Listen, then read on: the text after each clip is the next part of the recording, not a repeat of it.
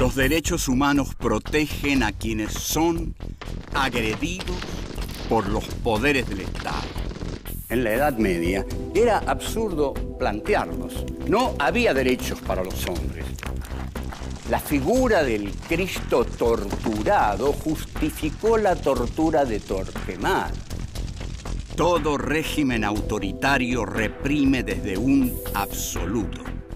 Primo Levi dice, existe Auschwitz, no existe Dios. Dios ignoraba la ESMA, las matanzas en Vietnam. En un mundo en el cual el silencio de Dios es agobiante, los seres humanos tenemos la obligación de tomar la palabra.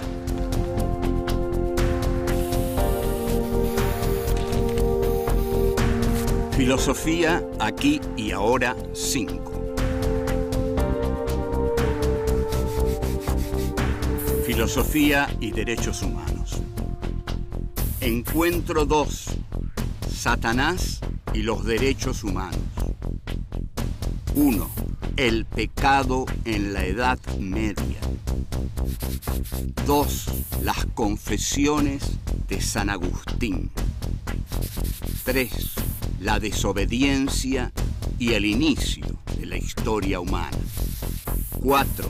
El poder y los absolutos. El pecado en la Edad Media. Este es nuestro encuentro 2, que lleva el indudablemente atractivo título de Satanás y los derechos humanos. Para concentrarnos en tal tarea, vamos a hacer un viaje a la Edad Media, y vamos a tratar de analizar qué era el pecado en la Edad Media, porque donde esté el pecado para la Iglesia y para Dios y para el Papa y para cualquier sacerdote está Satanás. Porque Satanás es el creador del pecado. Satanás es el que incitó a Eva a pecar y con ello inició la historia humana que se inicia como desobediencia y pecado y arroja a los seres humanos a la experiencia del dolor y de ganarse el pan con el sudor de su frente, que son, al parecer, las cosas más terribles a las que Dios parecía condenar a los hombres. La cuestión es que ahí empieza la historia humana. La historia humana empieza entonces como pecado porque Eva, sobre todo Eva, la mujer, es la que cuestiona el orden del paraíso terrenal. El paraíso terrenal era un lugar en el que nada cambiaba nunca ni cambiaría jamás. Al cometer el pecado, Eva introduce la historia y la historia sí es lo que cambia. Vamos entonces a esta idea del pecado en la Edad Media. La Edad Media es una etapa larga de unos 13 siglos en los cuales lo que domina es la Iglesia, la idea de un Dios que tiene la verdad en sí, que es la fuente de la verdad. La estructura de la Edad Media es una estructura esencial de la espera. El hombre vive en un valle de lágrimas donde sabe que está para sufrir, pero tiene la promesa divina de que luego de habitar por este valle de lágrimas va a llegar al reino de los cielos, donde va a tener una existencia plena junto al Señor. 13 siglos pasó así el hombre sometido a la fe. La fe, entonces, fue la que lo hizo enmudecer. Pero también lo que lo hizo enmudecer fue el miedo, porque el pecado tenía un costo muy alto. El pecado era provocado por Satanás. Y la figura de Satanás fue instrumentada por el poder eclesiástico inquisitorial de la Edad Media de un modo muy eficaz. Es decir, si ustedes pecan, van a caer en las garras de Satanás. y Satanás es el infierno. Y la gente creía en el infierno, porque es más posible creer en Satanás que en el infierno, creer en Satanás en la forma del mal. El problema del mal es un muy serio problema que hay que tratarlo en la Edad Media también. ¿Dónde estaba el mal? Nadie se preguntaba dónde estaba el mal, porque todos veían el bien del Señor, el bien de Dios, el bien de la Iglesia, el bien de los sacerdotes. Sin embargo, la Inquisición logró encontrar el pecado en todas partes, con lo cual logró encontrar a Satanás en todas partes. Satanás es, según la leyenda bíblica, un ángel caído del reino de Dios. Un ángel inteligentísimo que se entrega al mal y a captar las almas para sacárselas al Señor. Las almas perdidas son las almas que van a caer en las garras de Satanás. El pecado es el camino directo a Satanás. Entonces, aquel que comete pecado tiene que ir urgente a decirle su pecado al pastor en el confesionario. El pastor lo escucha y tiene ya un dominio sobre ese hombre. Sabe que ese hombre ha pecado y tiene un dominio sobre él. Ya volvemos.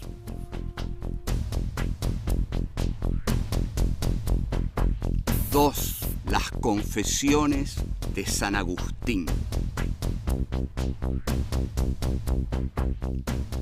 Uno de los personajes más fascinantes, pero más fascinantes de la Edad Media, es San Agustín. San Agustín es autor de las confesiones, que son sus confesiones, valientes confesiones. San Agustín es un hombre que tiene dos pasiones, dos terribles pasiones encontradas entre sí. Tiene la pasión por Dios y la pasión por la carne, la pasión del sexo, la pasión por el pecado, porque San Agustín ha sido educado así. El pecado es el pecado de la carne. Pero es tal, digamos, por usar esta palabra, su pulsión hacia el sexo, hacia la carne, que lo lleva a pecar. Entonces, el deseo de pecar es muy grande. ¿Cómo no va a quejarse a Dios? Dios, Señor, si me prohibiste pecar, ¿por qué pusiste tanto deseo en mí? Lo cual es un genuino reproche de San Agustín. Si Dios le ha prohibido el pecado de la carne, si Dios le ha prohibido el sexo, ¿por qué ha puesto en él semejante pulsión, semejante deseo por el sexo? Entonces, no puede cumplir con lo que Dios le pide, porque Dios mismo le impide cumplir con eso, al haberlo dotado de un poder sexual tan grande. Entonces, el sufrimiento de Agustín es enorme y pareciera no tener solución. Comete un robo, por ejemplo, simplemente por la banalidad, por la superficialidad de cometer un robo, por gozar del pecado mismo. Este es un gran tema existencial de la literatura y de los grandes personajes de Dostoyevsky. Se peca para gozar del pecado y se sufre por pecar, pero no importa, se peca igual porque el creyente atormentado quiere sufrir por su Dios. Entonces Agustín en sus confesiones dice: yo apetezco algo en la ignominia. Lo que apetezco en la ignominia es la ignominia.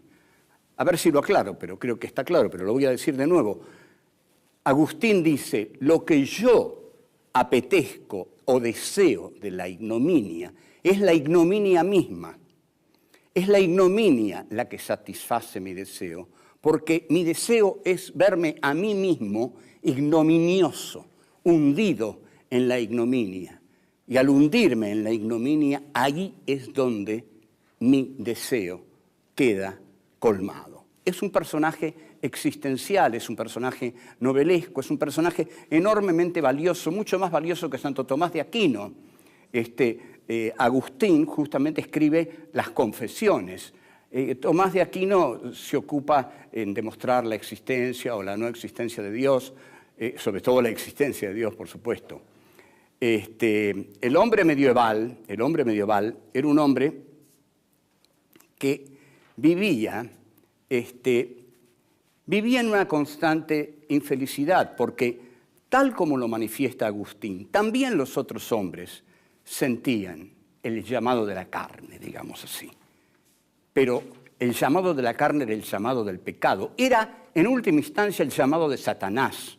Lo que el cura le había dicho en el confesionario al pecador es: cuando sientes, hijo mío, el deseo de la carne o el deseo de ir con prostitutas, es Satanás el que te está llevando. Y ahí el pecador sabe que su destino es el infierno. Entonces, el pecador debe seguir el rebaño, porque si no, también está el Tribunal de la Inquisición, que es la gran institución de la Iglesia medieval, un tribunal inquisitorial a cargo de Torquemada, que se ocupa de quemar brujas, de torturar pecadores, de decidir arbitrariamente quién es un pecador, quién no es un pecador, quién es un santo, quién no lo es. El poder de Torquemada llega a ser absoluto. Entonces, lo que hay en la Edad Media es terror a ceder al pecado. Y ustedes fíjense que el mismo Agustín le dice a Dios que se cruzó con una mujer que lo tentó y que lo invitó a entrar con ella, y que él apenas si pudo controlarse. Pero entonces aquí está el terror: si apenas pudo controlarse, y cuando no pueda controlarse, ¿qué va a pasar cuando no pueda controlarse y caiga y se hunda en el pecado, en el reino de Satanás? Volvemos. 3. La desobediencia y el inicio de la historia humana. Como podemos ver en lo relativo a nuestro tema, los derechos humanos y la filosofía, pero veamos aquí los derechos humanos. Los derechos humanos en la Edad Media era absurdo plantearlos. No había derechos para los hombres. Los derechos venían de Dios. Es decir, es una sociedad vertical que remite a la figura divina. La figura divina se encarna en una estructura que es la Iglesia Católica. La Iglesia Católica también es verticalista, empezando por el Papa y terminando por el pastor que confiesa al pecador en el confesionario. Entonces, no hay derechos humanos. Digamos, no hay libertad. No hay libertad. Donde no hay libertad, tengamos claro esto, donde no hay libertad no puede haber derechos humanos. Entonces, en la Edad Media no hay libertad, porque los hombres viven sometidos al terror de pecar, caer en pecado y caer en las garras de Satanás. Y la libertad no la tienen nunca, tienen que ir al confesionario y decirle al pastor lo que han hecho: he pecado. Y cuando tienen la absolución del pastor, ahí salen medianamente liberados a volver a la manada y tratar de no pecar. Pero como la mujer es lo prohibido, la mujer es notable porque la mujer es en la concepción cristiana, la mujer es la esencia del pecado, porque la mujer es la tentación de la carne, porque en la mujer se encarna el sexo, y la mujer es la que hace pecar a Adán en el paraíso terrenal. Eva hace pecar a Adán. Entonces Adán, que era un badulaque que andaba por el paraíso terrenal de un lado a otro sin saber qué hacer con su vida, mucho no tenía que hacer con su vida en el paraíso terrenal realmente, Eva contrae una relación con la serpiente que es Satanás, y acá veamos la importancia de Satanás para los derechos humanos. O sea, Satanás hace pecar a Eva, y Eva entonces, con esa desobediencia fundante ante Dios, inicia la historia humana. porque era necesario que Eva pecara, era necesario que Satanás la tentara para que Adán y Eva fueran expulsados del paraíso, y ahí comienza la historia humana. Si no, todavía Adán y Eva andarían por el paraíso de un lado a otro y no habría habido historia humana. Ahora bien, el hombre inicia su historia luego de la desobediencia fundante, que consistió, es notablemente coherente esto, consistió en comer la manzana del árbol del conocimiento. Es decir, el hombre estaba condenado a no conocer. Por eso también la Edad Media es la edad de la brutalización del hombre, porque el hombre está condenado a no conocer. Cuando quiere conocer, peca y Dios lo expulsa del paraíso terrenal. Entonces, esta expulsión abre la historia humana. Entonces, hay una verdad que queda instaurada, digamos. El hombre comienza el devenir de su historia, pero en la Edad Media la verdad la tiene Dios.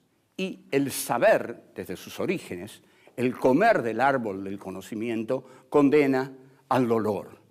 Parirás con dolor, te ganarás el pan con el sudor de tu frente, los expulsa y ahí comienza una historia de dolor, de tragedia y de alegrías profundas también. Pero, al menos, el hombre es dueño de sus actos, hasta que se instaura de nuevo el reino de Dios en la tierra, que es durante la Edad Media, donde Satanás está presente en el pecado con que constantemente la Iglesia amenaza al posible pecador. La Iglesia lo que constantemente le dice: no peques. El pecador no quiere pecar, pero las tentaciones son muy grandes. Aquí tenemos todo un drama existencial, un culebrón tenemos. Yo no quiero pecar, quiero ser puro, quiero ir al reino de los cielos y no quiero caer en las garras de Satanás. Pero, oh Dios mío, ¿por qué pusiste en mí tanto deseo de pecar? Que mi vida es tan difícil. Entonces, este hombre que ha comido del árbol del conocimiento, durante la Edad Media lo olvida que alguna vez comió del árbol del conocimiento para pensar por su cuenta, hecho que recién ocurre con Descartes en 1637. Pero durante la Edad Media el hombre no piensa, vive sometido al señor feudal, vive sometido a la Iglesia. En la Edad Media no hay libertad. El hombre está, digamos, en camino hacia el reino de Dios.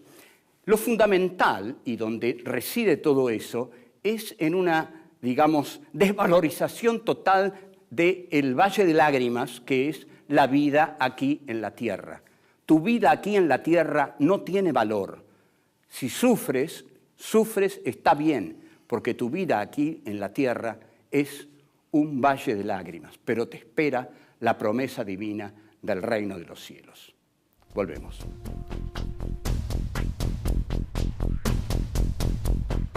Cuatro, el poder y los absolutos. La misión de la Inquisición, por supuesto, es perseguir a los pecadores, pero no se sabe qué es ser un pecador. En verdad, la efectividad del terror es que nadie sepa qué es lo que no hay que hacer para no ser castigado o qué es lo que hay que hacer. Esta fuerza que tiene la idea de que el pecado puede ser cualquier cosa que disguste al poder es terriblemente terrorífica. De todos modos, está claro que aquellos que desafían el orden establecido, este orden de la Iglesia, de esta Iglesia de Jesús, del pobre de Nazaret, que había venido a predicar el amor entre los hombres y que terminan los hombres edificando una iglesia basada en el terror, esta iglesia tiene un orden científico y teológico que es su basamento, pero que es imposible discutirlo. No se puede discutir la concepción que la Iglesia tiene de la ciencia.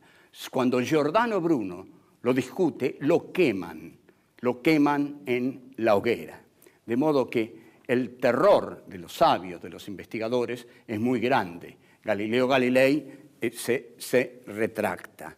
Entonces, como sabemos, todo régimen autoritario reprime desde un absoluto que puede ser el partido, que puede ser la democracia occidental, o que puede ser el dogma eclesiástico, tal como lo era en la etapa de la Inquisición. Se necesita un absoluto para reprimir desde ahí. Todo absoluto, por supuesto, está contra los derechos humanos, porque los derechos humanos, la esencia de los derechos humanos es la libertad. No puede haber derechos humanos sin la libertad. Y todo régimen autoritario elimina la libertad. Entonces, no puede haber libertad bajo el autoritarismo. El autoritarismo solo concibe lo uno, solo existe lo uno. Esta es la concepción de lo autoritario. Lo antiautoritario es la valoración de lo múltiple, pero de lo múltiple, también lo múltiple se concibe con contradicciones, antagonismos y luchas internas, pero es lo múltiple. En cambio, cuando el terror se impone lo uno, como cuando se impone la Inquisición en la Edad Media. Entonces, el terror de cada uno de ser el otro del poder es muy enorme. Que el poder te señale como el otro con mayúsculas, que te diga, sos el enemigo del poder. El poder no puede realizarse por la existencia de hombres como vos o mujeres como vos. Entonces te vamos a castigar. Así, los derechos humanos deben rehuir la existencia de poderes absolutos. Porque si el poder me dice eso, yo tengo que decir, bueno, ante todo voy a buscar a mis abogados para que me defiendan. Pero dentro de un poder absoluto no hay un régimen social, incluso de organizaciones de derechos humanos, que defiendan a los atacados por el poder. No se puede entonces establecer condenas desde los absolutos. Pero toda la Edad Media funcionó desde el absoluto de la idea de Dios. Contrariamente a este poder eclesiástico terrorífico que encarnó Torquemada, se abre la idea del Estado democrático. El Estado democrático es un Estado en el cual el Estado puede juzgar, pero debe juzgar de acuerdo a una ley, que es la ley del Estado acordada por todos. En el Estado democrático, la libertad, que es lo que nosotros tantos estamos diciendo como fundamento de los derechos humanos, es la que tiene que reinar.